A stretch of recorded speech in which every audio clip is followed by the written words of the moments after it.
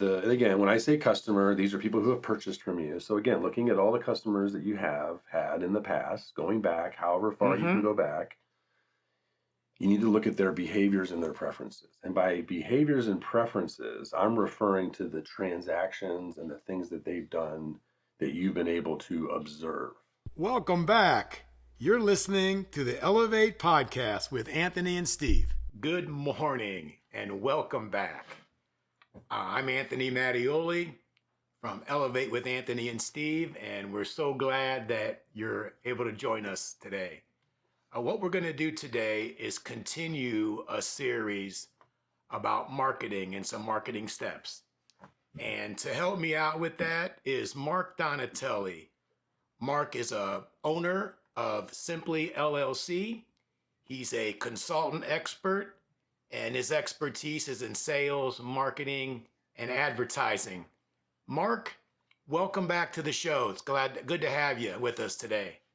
Thanks, Anthony. Steve, thanks, guys, for having me. Like I said from the beginning, when we first met, we knew we'd continue to kind of have a good dialogue. And so this is, the next one. And so let's keep moving. I love it. Today's video is sponsored by Sierra Bub. Searching for the perfect sunglasses at an unbeatable price? Look no further. Sierra Bub offers exceptional men's and women's sunglasses tailored just for you. Visit our Amazon store, or even better, head to sierrabub.com to grab your pair today. Find the links in the description below. And we thank you for your support. We have a lot of good feedback that we had from our first podcast, and I think you really gave out some great information that I think is going to help some people. So before we get started with this second series, let's give us kind of a review of what we talked about in that first podcast, and then we'll go from there. Absolutely. So if you remember in the first episode, one of the key themes that we talked about was this idea that sales, marketing, and advertising are often used interchangeably. Depending on the kind of company you're in, depending on the stage, if you're an early stage startup company or you're a long running, 100-year-old family business, like these words mean different things in that context. And frankly, they're all very distinctly different. So we covered that off Mark, pretty well. A lot of people think they all mean the same thing, and they think they can be used interchangeably. And to a certain extent, I think that's correct. But at the end of the day, it really isn't. Well, right. If you think about, even like the terms, like I want to go get in shape, I want to exercise. Well, there's strength training, there's cardio training, there's all types of different ways of different muscle groups and different things that, depending on what your objectives are and depending on what your constraints are, like will shape like what mix you need. Like some businesses need 100% sales right from the get-go. And then as they get going and as they get a brand built and they get some reputation, they can start to do other types of marketing or advertising to bring in more customers because they've gone out and made the sales directly. In other cases, sometimes a business, the only way to get out there is to spend money on marketing, is to go out and do some advertising, go out and exercise the money you have and put it to work for you, whether it's a billboard or a direct mail campaign or a newspaper ad. Like there's all kinds of ways to think about what constitutes sales, marketing, and advertising. And that mix will vary, based on your business, your stage of life, your target market. It varies from company to company. But one thing's true in all of that, and I think this is the next thing that we came out of with the meeting. This is the second point from last episode, right? One was sales, marketing, advertising are different. Every business needs a unique mix that matters to them based on their current needs and objectives.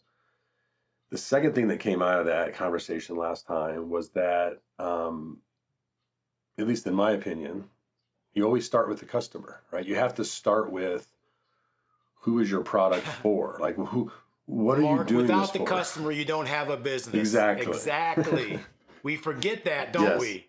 We get so focused in the tech part of it and the administrative part, But at the end of the day, without customers, you don't have a Yeah. business. And so again, that's Yeah. not to say that if you have a great idea, if you have a product that you've developed, if you again, you have to go make a sale. You have to, find, they call it product market fit. There's a lot of terms out there in the industry, but once you have something and you have proof in the form of customers, now it's really important to understand, like, okay, who are my customers? And what do I do? What do I do now? Like, how do I And understand more sure. about them? This is kind of where we're at on this And that's episode. that's a great segue to what we're going to talk about today, Mark. Today, we want to talk about, this is part 2, finding and reaching the right customers.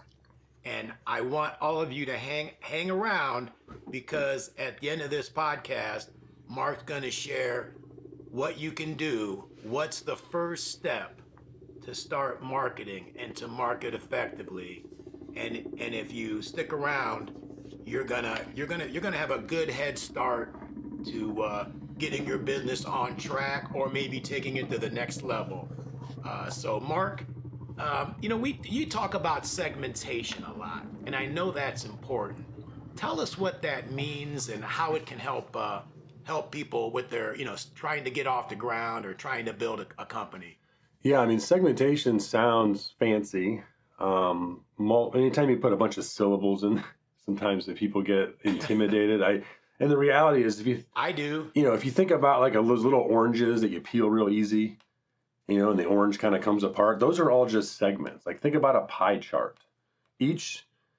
The size of the piece of the pie in the pie chart, those are all just segments of that circle, right? I mean, that's how simple, when it comes to segmentation, that's all we're talking about, is dividing and kind of grouping of things within your customer base, right? And so, again, depending on how many customers you have, if you have 4 customers, it's a little difficult to do segmentation. I mean, we'll tell you how, but I think it's a little more challenging because you have a small sample size. But the more customers you have, sometimes the more easier it becomes to start segmenting and dividing, because you can start to get some variety in the population, right? But Mark, it's not all about demographics, is it? Well, no, absolutely not. That's what I'm getting at. So if you have a few customers, if you have some customers in the database, right?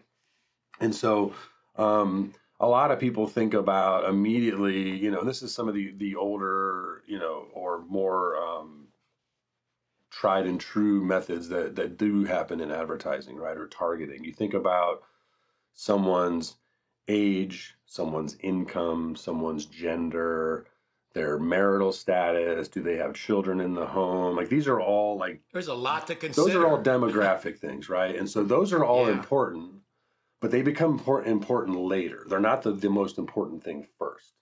The most important thing first to understand your customers is not demographics. The first thing is understanding their behaviors and preferences, right? Say that again, because that's a great point. Say that again, so make sure that our listeners. Demographics should not be the first thing. It's not. Okay. It's about the and again, when I say customer, these are people who have purchased from you. So again, looking at all the customers that you have had in the past, going back however far you can go back, you need to look at their behaviors and their preferences. And by behaviors and preferences, I'm referring to the transactions and the things that they've done that you've been able to observe. We call this first party data, like in the industry, in the biz. So if you hear the term first party data, okay. This is data that you own. You are the retailer, you are the product company, you are the service provider. This is the data that you have in your systems about your customers. Would that be like addresses or emails? Addresses and emails, phone numbers, names. These are all what's considered personally identifiable information. So these are the what I would call identifier type data. Like, this is identity type data. This gives you the unique factor. Now, what I'm referring is not that. That is also first party data, right? This is complicated, right?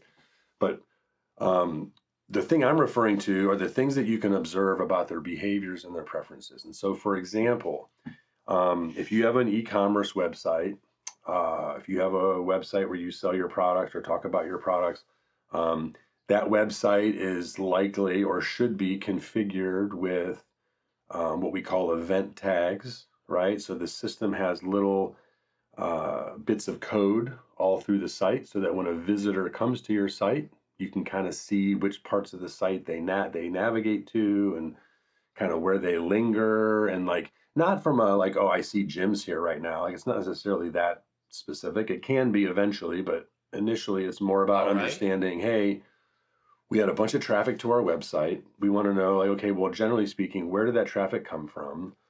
Did it come from search results? Did it come from a paid search campaign? Did it come from within those search results? What terms did they search for to get to my website? Like these are all things that can be revealed.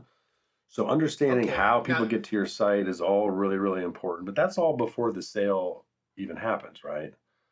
and that's first party data, right? Are you going to tell me there's more There data? is so Like, is much there data. There is so much data. It's insane how much is there data a there is. second and is there a second party Well, data second out there, part, we'll Mark? get there in just a second, right? So Okay, now, I'm getting ahead of yep. So like myself that's here. all pre-sale, anonymous. Like you have like a pixel or a cookie on your website, or you're getting reporting from Cookies. Shopify, right? So you're getting I love reporting. that name, cookies. You're getting reporting from your website that tells you about the visitors and the source of that traffic, right? That's all data that can be useful to you in thinking about your customers and where did your sales come from.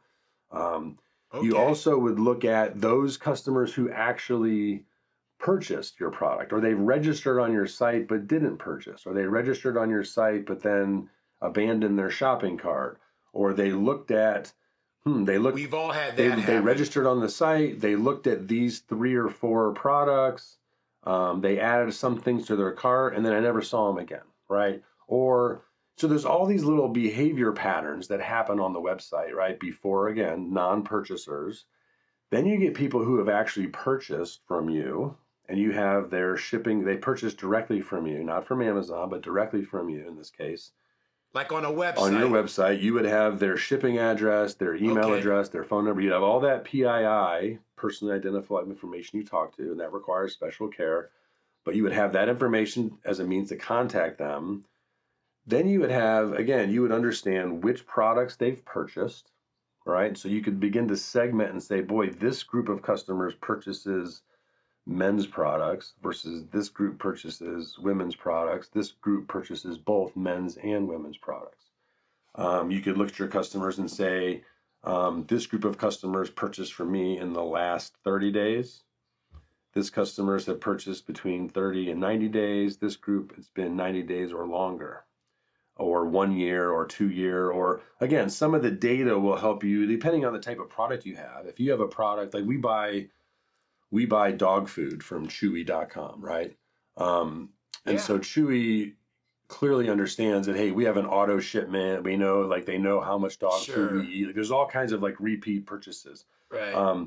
Sunglasses are not necessarily a multi-time a year frequency purchase necessarily, right? So there's different rates at which products get purchased in different industries, different categories. And so every So, business is unique. But the idea that trying to understand within your customers, if you have 500 customers, 5,000 customers, oh, 50 customers, whatever you right. have, if you can look at them through the lens of how often have they purchased from me, how frequently do they purchase from me? Like, do they purchase regularly, or is it a Mm-hmm. one-time thing? Do they purchase more than 5 times from me? Um, have they spent a little? Have they spent a lot? Like, there's these kind of like little lines you can draw in the sand, in the pie, if you will. Know your customer is what you're telling us, right? Know your You definitely customer. need to understand who in your customer are your, what I call your best customers, right? And so as you think about this, you're going to start to Mm-hmm. see a group of customers like, wow, this group of customers seems to purchase with some frequency. Now, again, the longer you've been in business, the easier it is to see some of these patterns. Um, if you're a startup, there's other approaches and tactics that you would take to kind of help understand some of this. But generally speaking, the whole point of this is so that you can try to then understand who are my best customers? If I could wave a magic wand and say, wow, Okay. out of my 500 customers I sold to last year, these 100 over here, like they were just a problem. Like they returned the product, they gave me a hard time on whatever, they didn't answer the review questions, like whatever it is. Like you figure out who the good, the bad, the ugly, who purchases a lot. Problem childs. Yeah, We so all have problem childs, don't yeah, we? but ultimately you find out like, hey, here's a group of customers that are the best customers. They buy from us regularly, they buy consistently. Oh, we like these Yeah, so customers. that group of customers should be what I would call your Yeah. seed. Like this is a seed audience is what we call it. Like so this is a sub-segment of your customers And that are we still talking about second party data here? we didn't even get to second that party. where We we're didn't at? get to second party yet, right? So We're still first yeah, party. so like okay. literally this is like your behavioral segment. Like these customers behave the way I want them to. You can use that data to now feed and match with a partner. This is where the second party comes in, right? You can partner with another. You see these collaborations all the time in media, like these brands that get together, or you'll see like American Express and Delta work together because they have credit card together, or you'll see, different brands go together. Well, what happens is then there's a little bit of a data connection there, right? So they're able to link data together. There's technologies called clean rooms that would allow Clean rooms. yeah, so let's say like so you would be able to like if just imagine for a world where Yeti said, "Hey Sierra Bub, do you want to send out an email message to all of the Yeti subscribers? Because we're not in sunglass category, but hey, maybe we can help. Again, maybe this isn't going to happen unless you go work on it, right, and make it happen. But if that were the case, the way that would happen is they wouldn't just give you, they wouldn't give you their list of customers for you to send an email to, right? In some cases, you would just give them the email and they would send it on your behalf. But now there's other ways where you don't have to exchange your customer list either. Like you don't have to like do any, you guys can work in what's called a clean room. And so there's a data environment where you can combine data with other people and build a second party relationship with partners. Amazon has some of this technology where I think as you gain more prowess on the Amazon platform, there's other layers of tools and technology you can get access to. I think as you move up as a premier seller or whatever the tiering is there, different types of programs on media budgets. As you spend more, you get access to more data on the media side. I think that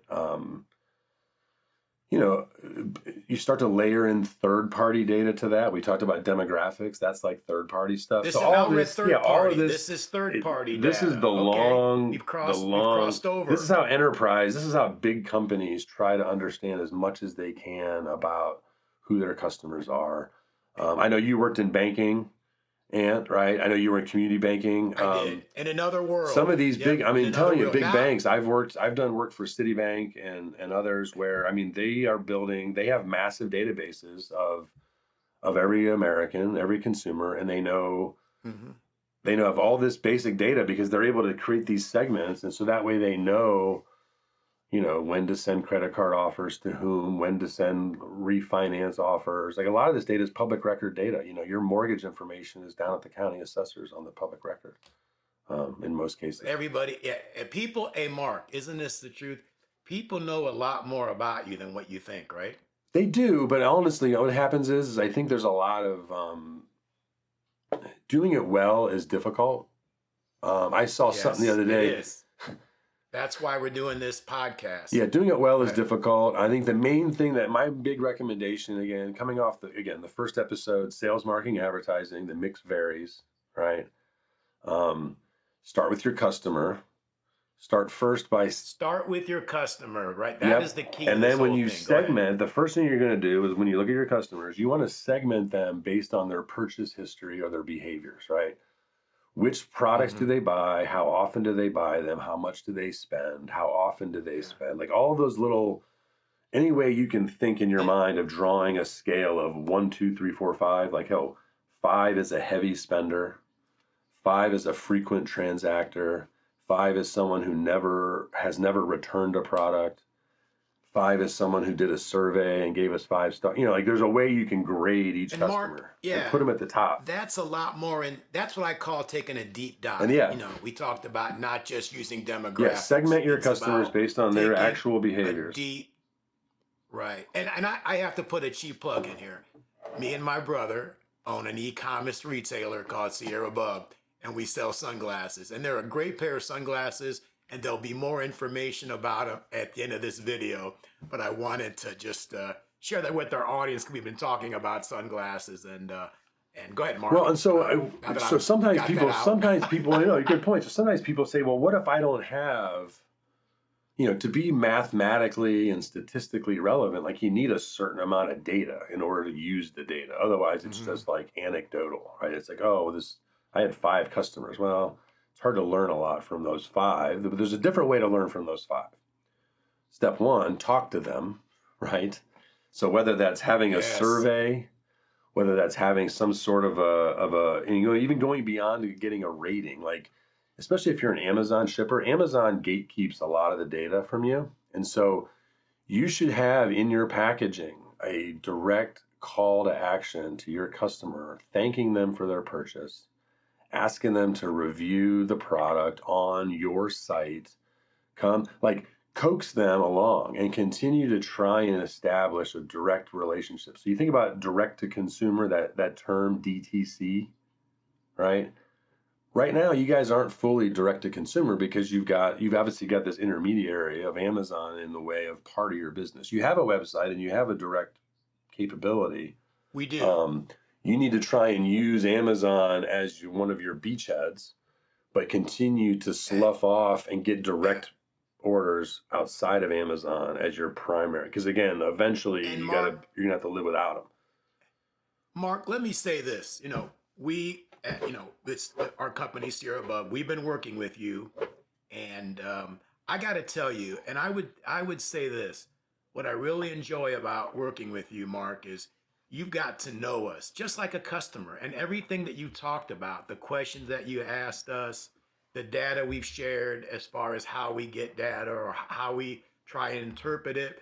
And I would make this analogy that if you need help on your shoulder, you don't go see your family doctor. He's going to refer you to a specialist.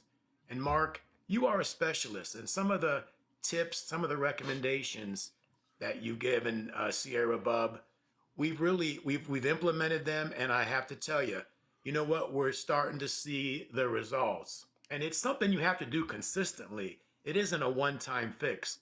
But I have to tell our audience that it really does work.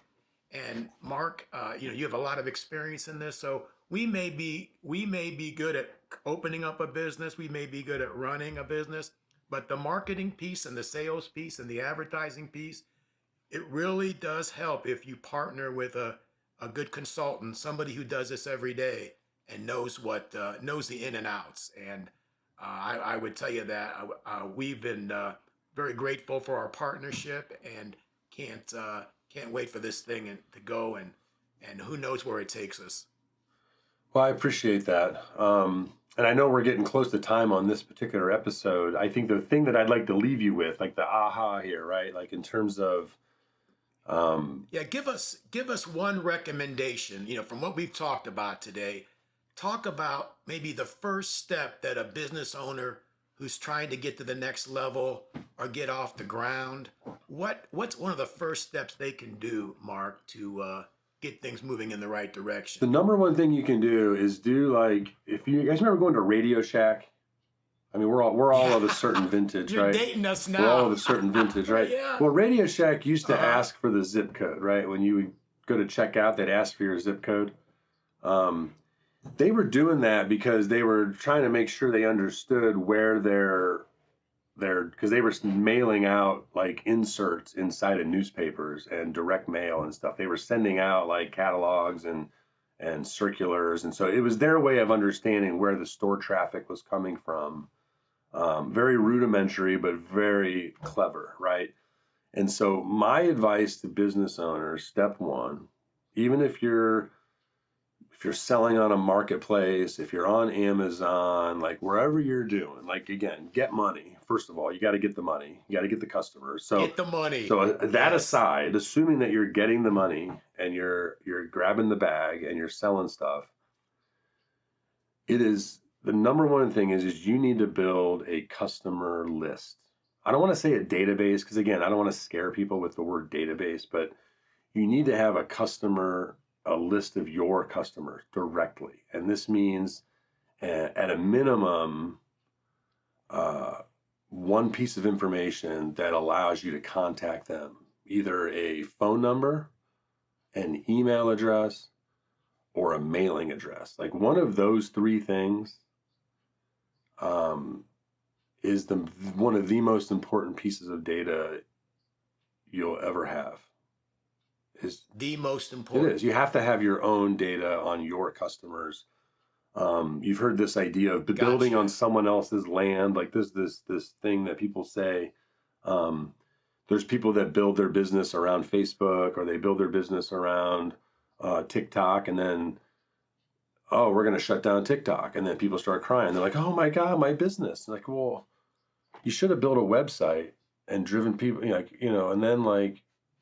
Okay, now I. So like, if you're you can control the website. If you're beholden, TikTok you've got to have. Yeah.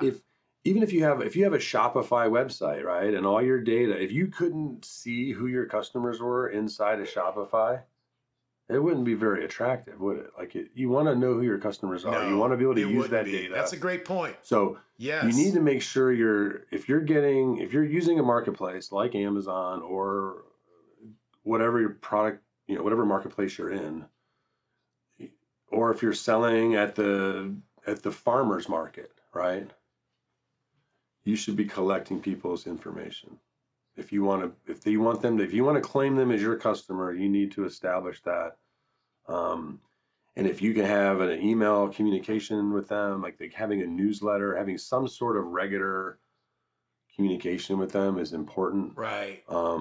Right. Even if it doesn't even ask them to do anything, like we're getting ready to launch Simply, we're planning right now, we're going to have like a weekly, like almost like a cartoon, like a single panel comic strip.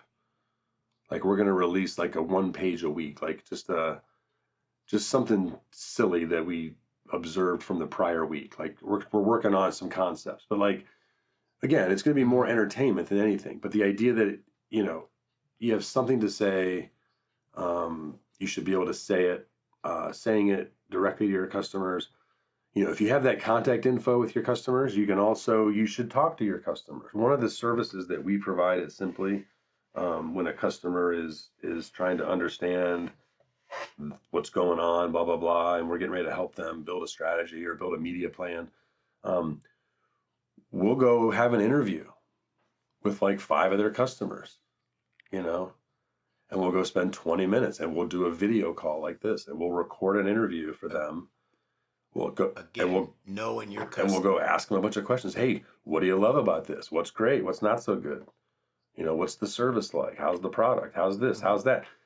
How'd you find it? Great stuff. Would you tell someone? Great stuff. So yeah, Mark. so that's all the stuff you got to do is you got to talk to your customer, build a customer list, talk to your customers. Those are the critical steps in the very beginning.